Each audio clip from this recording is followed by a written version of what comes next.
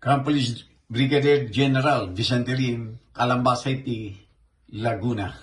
Umabot sa 88 individual na nakalista bilang mga wanted persons ang naaresto noong Huwebes Santo ng pinagsamang pwersa ng Police Regional Office Calabarzon sa ilalim ng Project Holy Week, isang sabay-sabay na operasyon na sinagawa kasabay ng pagdiriwang ng mahal na araw.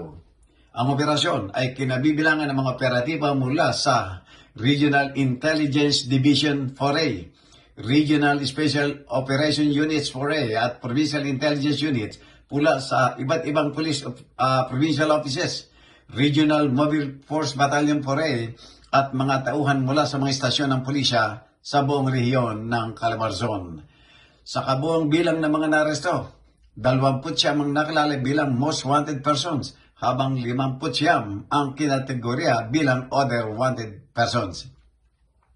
Ang mga pag-aresto ay sinagawa sa bisa ng mga warrant of arrest para sa mga paglabag sa Republic Act 9165, nakilala rin bilang Comprehensive Dangerous Drugs Act of 2002, pati na rin para sa mga krimen tulad ng panggagasa, pagpatay, carnapping, at iba pang mga paglabag sa ilalim ng Revised Penal Code.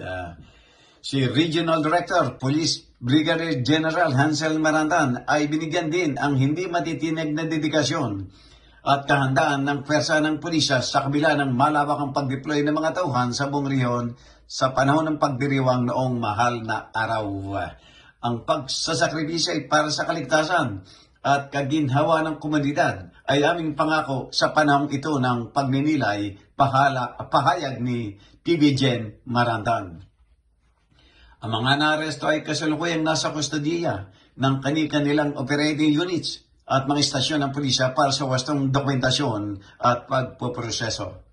Sila ay susunod na ibibigay sa mga korte ng pinagmulan para sa wastong legal na pag-aayos. Jojo Cesar Magsambulagulat para sa journalnews.com.ph.